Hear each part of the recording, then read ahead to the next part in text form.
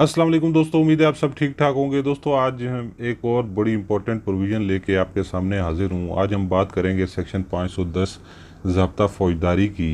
ये basically deal करता है केमिकल एग्जामिनर या सीरोलॉजिस्ट या और दीगर जो एक्सपर्ट होते हैं, जिनको आर्टिकल 59 के तहत एज एन एक्सपर्ट जिनकी एविडेंस हम एक्सेप्ट करते हैं, उसको इनेबल करता है ये बेसिकली, और बताता है कि ये कैसे उनकी एविडेंस एडमिसिबल होती है।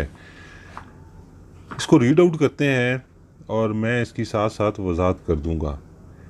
Any document purporting to be a report under the hand of any chemical examiner or assistant chemical examiner, कोई भी डॉक्यूमेंट जो एक रिपोर्ट की शक्ल में मौजूद हो, जो केमिकल एग्जामिनर या असिस्टेंट केमिकल एग्जामिनर ने लिखी हो, टू द गवर्नमेंट और the chief chemist of Pakistan security printing corporation limited.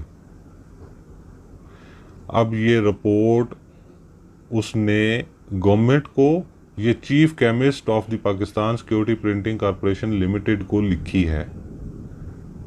कोई भी डॉक्यूमेंट जो रिपोर्ट हो किसी केमिकल एग्जामिनर की या असिस्टेंट केमिकल एग्जामिनर की, जो उसने हुकूमत को या chief chemist of the security Pakistan security printing corporation limited को लिखी हो, एक चीज़। और एनी सीरोलॉजिस्ट, फिंगरप्रिंट एक्सपर्ट और fire arm expert appointed by the government,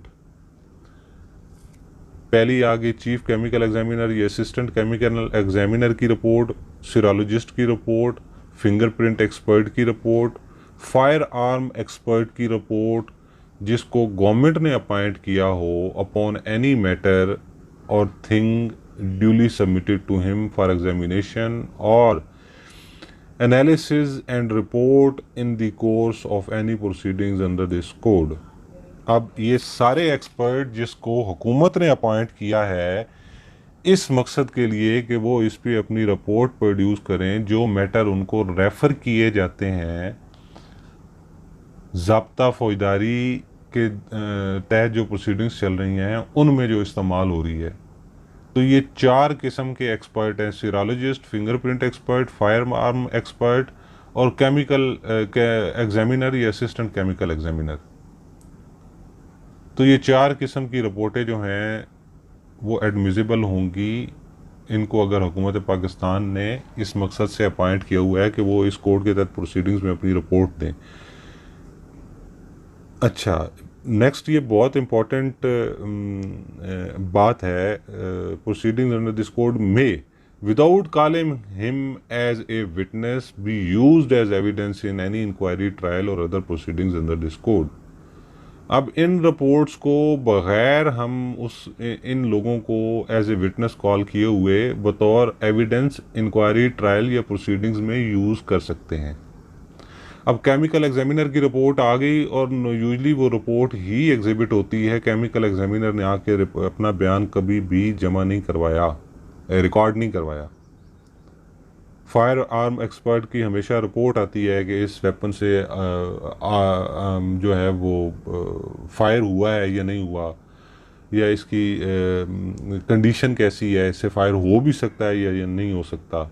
fingerprint expert की जो रिपोर्ट आती है, कभी फिंगरप्रिंट एक्सपर्ट को हमने एविडेंस के लिए कॉल नहीं किया, उनकी रिपोर्ट सफिशेंट होती है सिर्फ इस प्रोविज़न की वजह से, क्योंकि ये प्रोविज़न अलाउ कर रही है कि अगर कोड ऑफ क्रिमिनल प्रोसीजर के तहत कोई प्रोसीडिंग्स हो रही हैं, इंक्वायरी हो रही है या ट्रायल हो रहा है, तो उसमें इस रिपोर्ट को एज एविडेंस यूज़ किया जा सकता है बग़ैर उसको गवाह के तौर पे बुलाए। Provided that court may, if it considers necessary in the interest of justice, summon and examine the person by whom such report has been made। बहुत रेयर चांसेस होते हैं, मैंने नहीं देखा आज तक कोई, कि अदालत के पास इख्तियार तो ये है, कर सकती है अदालत, अगर वो मुनासिब समझे, ज़रूरी समझे, इंटरेस्ट ऑफ जस्टिस में है, इंसाफ का तकाजा ये है, तो फिर उसको समन किया जा सकता है और उसको एग्जामिन किया जा सकता है, उसका बयान रिकॉर्ड किया जा सकता है जिसने वो रिपोर्ट तैयार की है। कोर्ट चाहे तो बुला भी सकती है, लेकिन बुलाए बगैर भी वो एडमिसिबल है। ये उस सूरत में होगा जहाँ पे एक रिपोर्ट आई और उससे कोर्ट सेटिस्फाई नहीं थी, दोबारा भेजा गया मैटर और दोबारा रिपोर्ट आई तो वो दोनों में कोई कंट्रडिक्शन आ रहा है, तो फिर वजाहत के लिए कोर्ट तलब कर ले। ये मैं एक चीज़ बता रहा हूँ, कोर्ट वैसे तो वो सवाबदीद है, किसी बात पे भी तलब कर सकती है, यूजुअल ये सिनेरियो होता है, अदरवाइज़ ये जुरिस्डिक्शन बड़ी रेयर एक्सरसाइज होती है। तो होपफुली आपको ये सारा समझ आ गया होगा।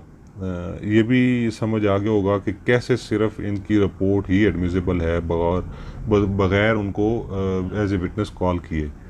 तो मेरे साथ रहने का बहुत शुक्रिया। इंशाल्लाह अगली वीडियो में फिर मुलाकात होगी। किसी दोस्त का अगर कोई सवाल सुझाव और कमेंट हो तो कमेंट सेक्शन में ज़रूर लिखिएगा, मैं उसको आंसर करने की पूरी कोशिश करूँगा। अपना और अपने गिरदोनवा के लोगों का ख्याल रखिएगा। अल्लाह हाफिज़।